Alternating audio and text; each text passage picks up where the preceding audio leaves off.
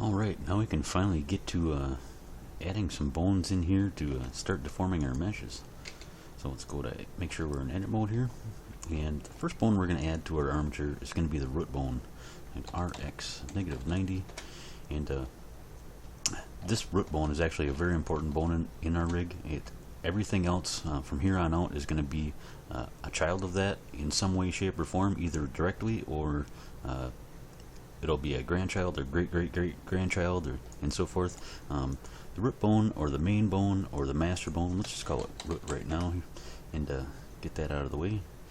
And let's also uncheck the deform option, because this won't be a deformation bone.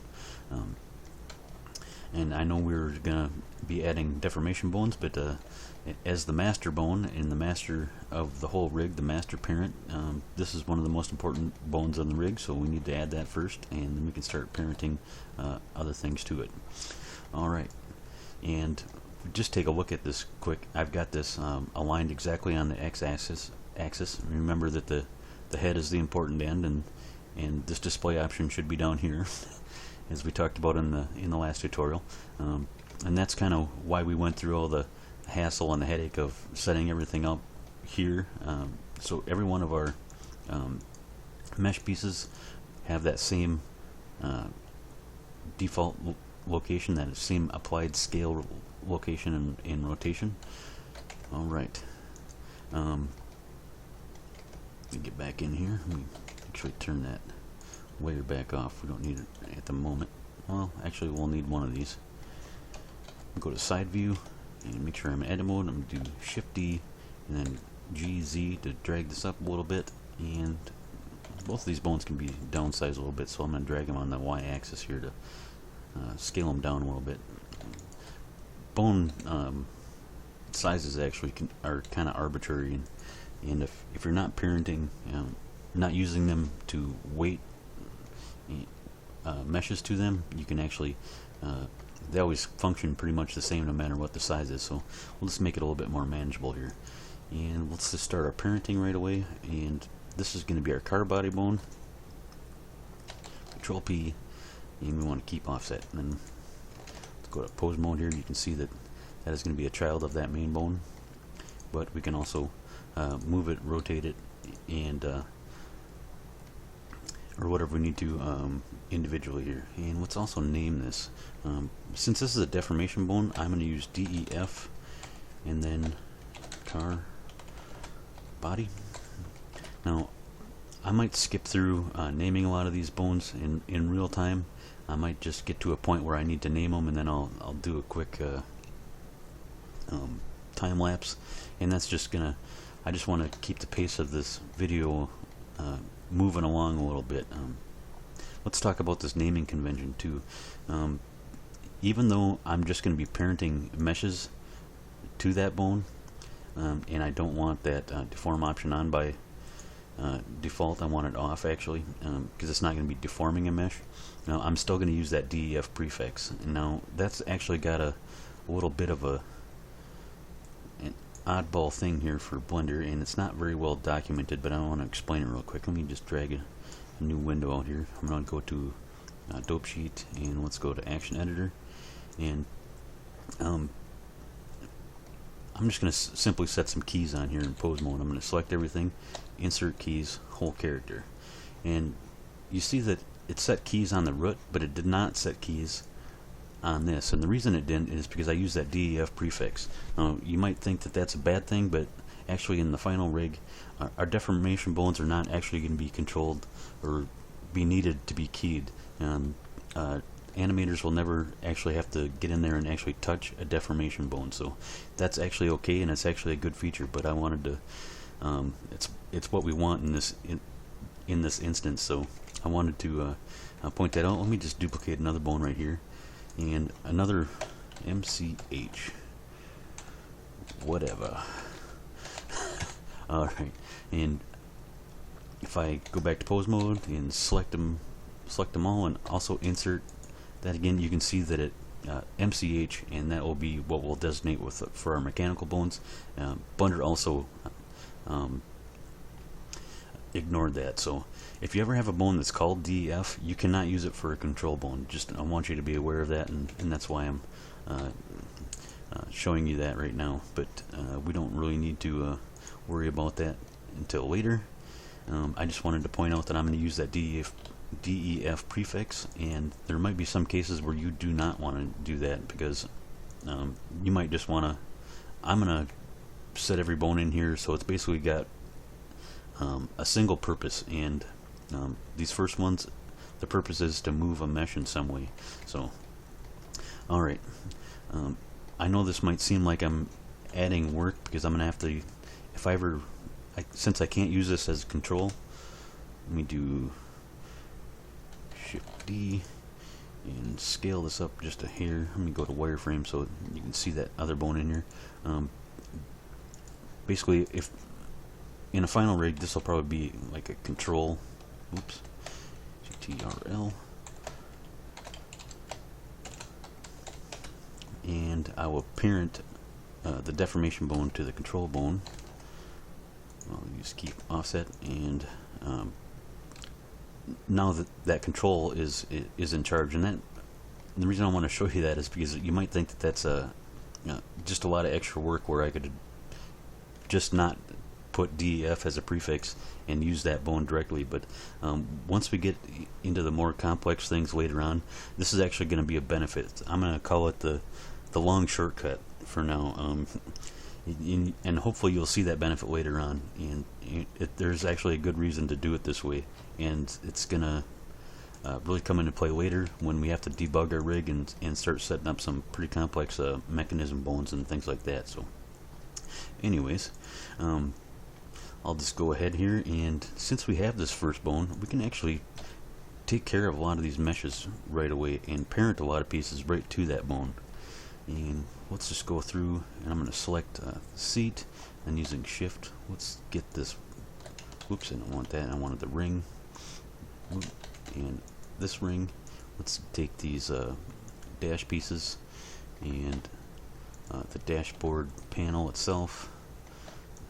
Let's take the steering column. Let me see what other pieces are in here that we can just parent directly to that bone right away. Everything else looks like it's going to need its own bone to for manipulation, so I'll just shift select that bone in pose mode, Control P, and bone, and now all those pieces are going to go with that bone. And we can also go through and start adding many of the pieces that I've spread out on these other layers here directly to it. So I'll just do that quick, and it's always the same. The same order. You select the mesh, shift select the bone you want to parent it to in pose mode, and Control P, and bone. Alright.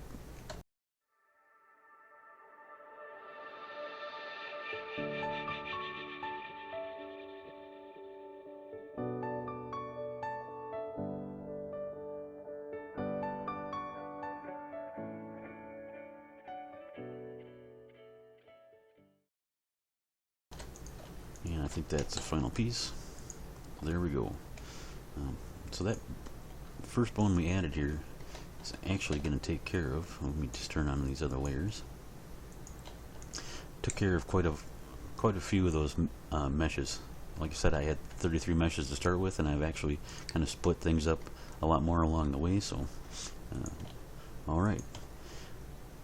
Now the reason I started with that body bone is because I know that there's going to be some of these others that are going to need to move with that. Like for instance the seat. I'm going to actually put 3 bones in here for the seat, so I can make it work like a seat would in real life. So we can slide it forward and back, and also rotate this backrest, and also adjust that headrest on it. One of the things I like to do is start with a lot of my objects that I can use symmetry tools with. So we tab into edit mode of, let me turn that display option off, see through, tab into edit mode of the tire. I'm going to use Alt to shift select that, or to select that edge loop, and Shift Alt to do this inner one, Shift S, cursor to selected, and that put that cursor directly in the center of that tire for me. And now I need to tab back to edit mode again of the armature, Shift A, and it added it to the cursor. Xyz, I'm going to scale this down a little bit, and Rx -90. Okay.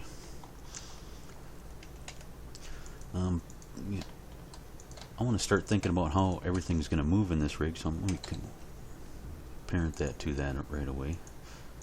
And like I said, I'm going to skip the naming for now. I'll do that in time-lapse a little bit later. But I do want to start thinking about how this bone is going to move in real life here now that I've got it. Now, we don't want this for location.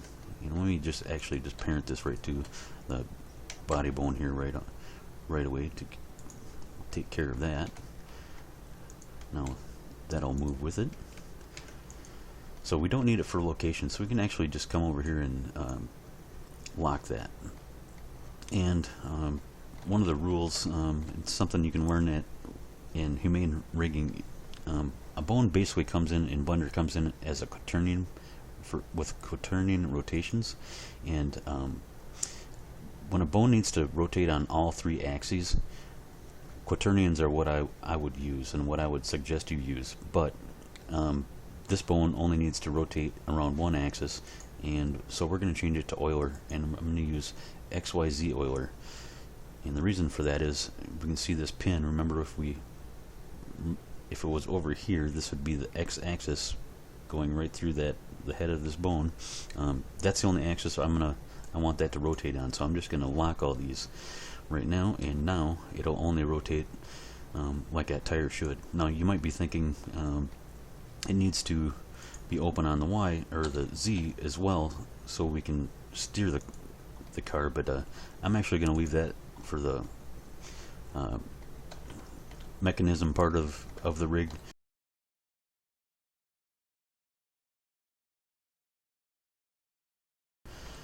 And alright, we're going to need a bone for this rear one. So basically the same thing. I'm going to select both of those edge loops, snap my cursor there, and here's one of those times where I'm going to actually use a duplicated bone, and then I'm going to do Shift S, selection to cursor, and that pops it over here. And that just saved me the hassle of coming in here and changing the Euler rotation and locking all these axes. So just trying to be efficient. Alright, and you can see that this bone is also parented to that main body bone there, the car body bone. So let's take care of this seat. I'm going to go in a wireframe here, I think, just to make it easier to pick a point. I'll do cursor to selected, and here's where we're doing multiple all this mode switching. Let's take the top of that bone, Rx -90, and GY to constrain it to the Y axis. Get to the side view here and get it good. Actually, GZ, let me just drag this down a little bit, because I'm going to actually extrude a bone from here. I'm going to E to extrude, and then I'm going to constrain it to the Z axis, so I get about the approximate size, and then RX, just kind of rotate that into position. Now, I don't really need this bone connected here, but for now I'll just leave it like that. Just more as a demonstration. I'm going to actually extrude this next bone up on the Z axis, but this bone here, for this headrest, I actually want to disconnect it, so I'm going to do Alt P and disconnect that bone, GZ to lift it up just a little bit higher, and I also want to rotate this, RX -90. And the reason I'm going to rotate it, grab Z, is basically just so this axis is going to make sense. I'm going to actually look at this root bone here, go to pose mode. If I do GZZ to constrain it to the world axis, or its local axis, it's actually going up and down with the world like you would expect. And sometimes just orienting a bone like this is just going to make more sense for our animator. Now, before we get too far here, I know that this is a child of this one. If I just rotate that, it's going to go with it. I actually want to get back into edit mode here. I want its z-axis to be this direction, so I'm going to actually take this and Rx, I'm going to try to make it about like that. That's what I'm going for. Don't have to be really exact on that. Now when I type GZZ in pose mode, it's going to go up in that general direction, which it should.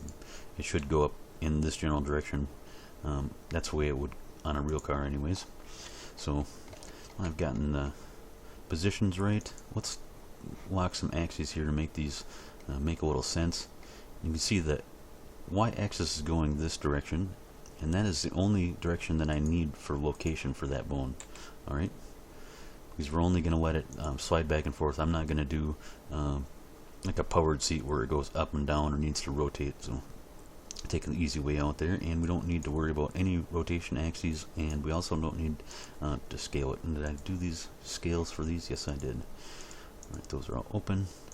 Alright, and since this is connected, we can't change location anyways. I'll lock them just for consistency, but once again, I don't want quaternion rotations. I want XYZ Euler, and we're going to lock Y and Z so that this bone only rotates forward and back like this on its x-axis. And you can see that pin, and it would be this direction here. And one more, do the top. We don't need X or Y locations, but we need its local Z, so we'll lock the others. It's not needed for rotation, and it's not needed for scale. Alright, so we're getting somewhere there. Now I'm gonna go ahead. Nope, I need to do some parenting here, I think. Alright, since this is the base, these two are children of this. This is the child of this, and this is child of this. The upper, middle, and the lower. I want to parent this lower one to our main car body bone. Whoops. Keep offset. Just don't, so we can make that move along with it. Alright. Actually, I think, oh, I got one more thing here. There's one more to do here. And where is that? It's not, the car doors are on this layer. One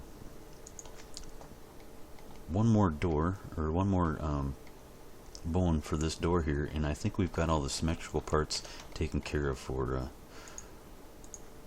our mesh. Alright, now there's not a hinge in here that's been modeled in, but I'm just going to select a few vertices here that kind of approximate that position. Do Shift S, cursor to selected, and it kind of, you see that it took the average of these positions. That looks like a good rotation point for me. So now we go back to edit mode. Let's do Shift A, go to side view here. RX -90. One other thing I always like to try to do is pick a main rotation axis for my rigs, and it's usually the x-axis, and I think the reason for that is because of humane rigging, and that's the one that that's the main axis that Nathan often picked. But the way this bone is sitting right here, I could switch it so that the x-axis was the main rotation axis for it, because we only needed to rotate on a single axis. But I think in this case, I'm just gonna, this bone looks like the root bone. It's already oriented in that way, so I'm just gonna keep this default with the z-axis running up and down, and that's the rotation axis that's going to come around. So let's see, let me parent this one to the main body bone first.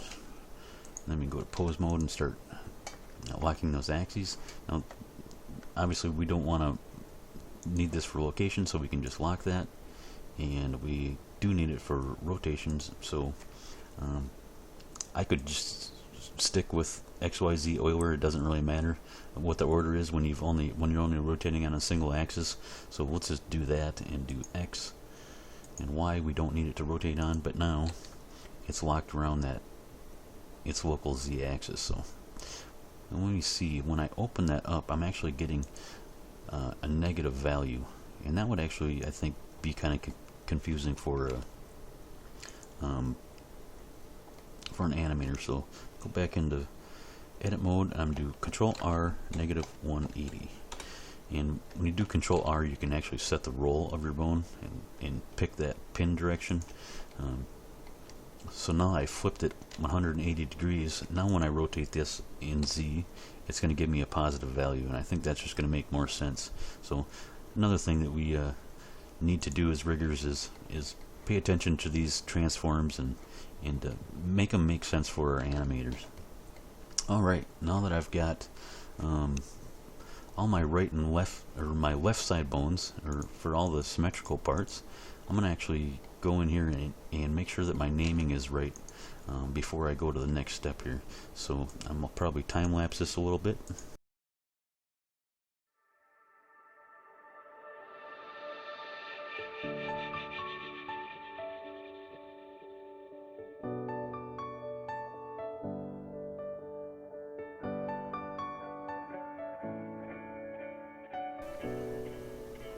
Alright, I've named all my bones with the DEF prefix for whatever it is, and you can see that I didn't append .L, even though this will be the left side of the rig. And I don't know if I mentioned this before, but this is the plus side of X and this is the negative side of X, and this will be the left side of the rig and the right side of the rig, which is completely opposite of the way we're looking at it. Think stage right and stage left.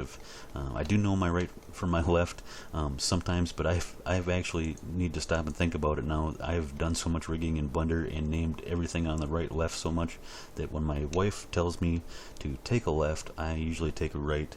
And once you have reached that point, you know you're a decent rigger, because if you never if you forget your right from your left, you're on your way. So at least that's my story, and that's what I'm going to stick to. So alright, I've got my parenting all done, and I've got my naming done, and I want to select all of these bones that are going to be designated left and right. Make sure that I don't have anything else selected. Alright, now I'm going to go to the Armature tab here and do auto name left and right, and you can see that I let Blender do that for me automatically. That's why I didn't take the time to do it. And I can reselect those pieces right now, and Blender is going to do some more work for me. If I just hit symmetrize, it made right side bones. Alright, perfect. That saved us a lot of hassle there. There's 1, 2, 3, 4, 5, 6, 7 bones I think we got for free. And all the axis locks are, if I tab in, they're all mirrored and across, and everything's going to work the same. And next, what I want to do is actually attach some of these meshes to these bones we've been creating.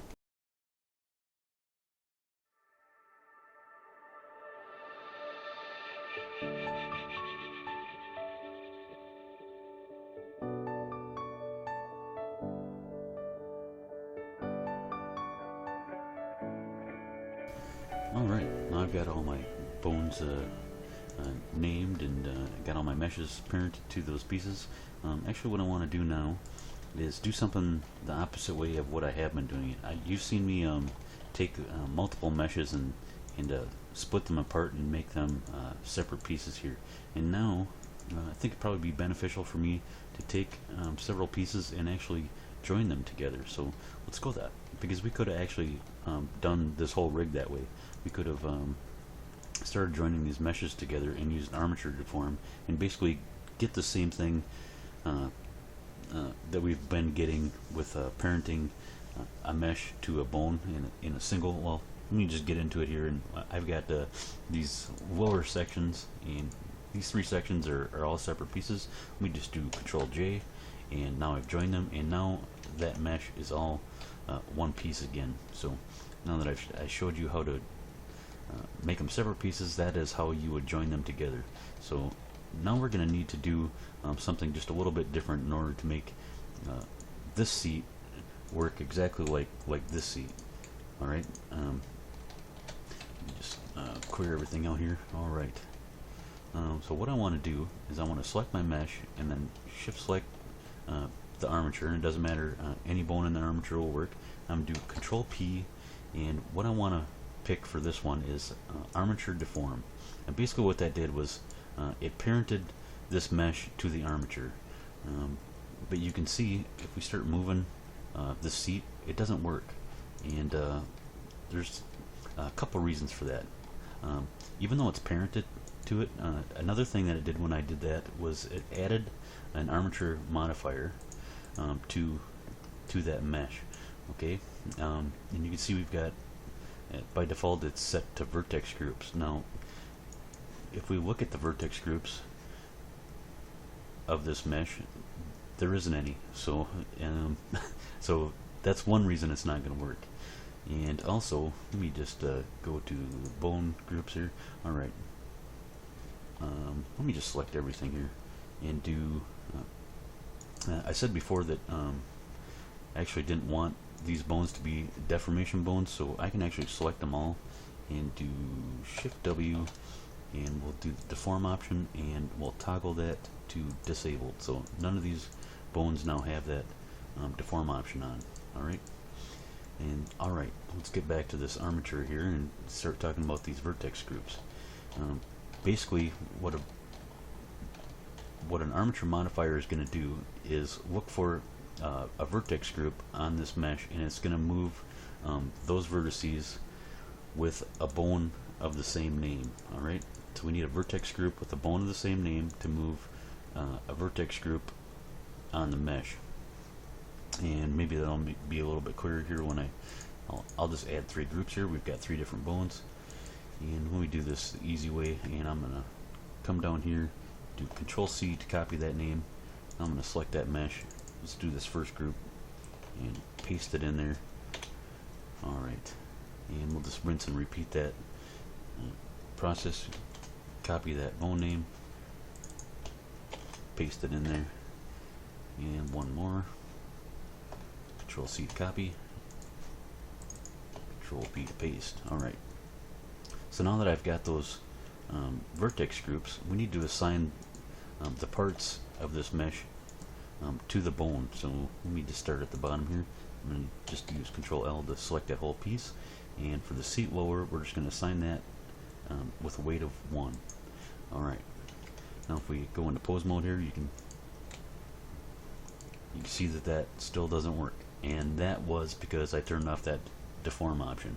Alright, so you need and I did it on purpose, really, just to kind of show you all the things that you need to take into consideration if you're going to use this method here. Let me just turn the deform back on, and now that mesh piece will move with it. And this upper one, make sure that they work. And now let's assign the vertices of the other pieces here. Alright, this back piece, we'll go back to vertex groups, and we want to assign it to seat back at a weight of 1, and get this headrest. We want to select the seat headrest and assign that to a weight of 1. Alright, so kind of an opposite way to work here. Like I said, we could have done we could have started joining all these meshes together and done it that way, and I just wanted to show you that because it's just good to know multiple ways to do it, because sometimes you don't have a choice. Like I said in the beginning, I'm kind of making the executive decision to split these meshes, and if you're working in a studio, you might not have that choice, and you might have to do it this way. So alright, and there's pros and cons to making all these one mesh. I won't get into that right now, but it's something you definitely have to make a decision about. Alright, since we're talking about Armature Deform, what I think I want to do here is actually get in here and actually do a deformation mesh, or a mesh that needs to deform here. So let me select this ring and go into, select that whole lower edge loop, Shift S, cursor to selected, and once again we're going to add a bone there, and take this top piece, Xyz, and let's get it about till we're the top of that Xyz. Got a lot of bones in our way here. Let me just take some of these and hide them temporarily. I'm just going to use H to hide, and I can do Alt H at any point to unhide them. So, alright, now I can see this a little bit better. Xyz, go right to the top. Now I'm going to use W and actually subdivide that bone, and then I'm going to select that point, Xyz. I'm going to drag it way down. I'm going to have a really tiny bone here at the bottom. My mouse is giving me problems again. Let's even go a little bit lower than that. Alright, now I want to name this def gear shift base. Copy that name. Just that's a lot to talk about. So gear shift base 01. We'll just do gear shift for this one for the top. Alright, and I want to make sure that it is a deformation bone, and it's already checked on, and this lower one is also checked on. So now you remember earlier we had let me just go to wireframe here, maybe that'll be a little easier to see in here. We had split this mesh up for this hard surface piece, and what I can do is just parent that directly to the bone, and now what I want to do is kind of the same procedure I did with that seat. Is I want to select the mesh, shift select the armature, and then Control P, and I'm going to do Armature Deform again, but I'll probably back this up. This time I'm going to do empty groups, and I'm going to show you why that's probably a bad idea. Now this, if we go to our Mesh tab here, you can see that it added vertex groups for us when we did that. It didn't add any vertices to those groups, but you can see that this is quite a mess in here, and we don't need seat back for our gear shift, so we could just simply delete them. Yeah, let's just go with that option. Nope, I'm going to use the third option here. So let me just take this. Also, I want to undo that modifier here. So we could do that and just do this manually like we did the other ones. I'm going to use a different option, so let's select the mesh, shift select the armature, Control P. This time I'm going to do automatic weights, and this may work for us. Let me go back to the mesh tab here, but I don't need any of these, so I'm going to the seats, so I'm going to delete those out real quick just to keep everything clean. Let's see if it actually worked here. And you can see that it's deforming it, but it's not deforming it very well. So what we're going to need to do is do a little touch-up weight painting. So I'm going to select that mesh and go to weight paint mode. And basically what I want to do is make sure that these top vertices, I'm just going to select these in edit mode actually, and assign them to a weight of 1 to the gear shift knob, and I want to remove any influence from the gear shift base, so I'll just click remove, and I want to do the opposite to the bottom. And I know I was going to go to weight paint mode, but I'm actually doing this in edit mode. I need box select this lower section here, and gear shift base, I want to assign it to a weight of 1, and I want to remove any influence from the top here. And now let's see if that helps a little bit. Alright, you see those vertices are sticking a lot better. We could actually go in there and and try to select that and weight paint this and pose it and try to get a really nice deformation, but that seems pretty reasonable to me. I'm just going to leave it alone for now. So several different methods of using Armature Deform and the armature modifier. Let me get out of this. Let's see. I don't want to be in weight paint mode anymore.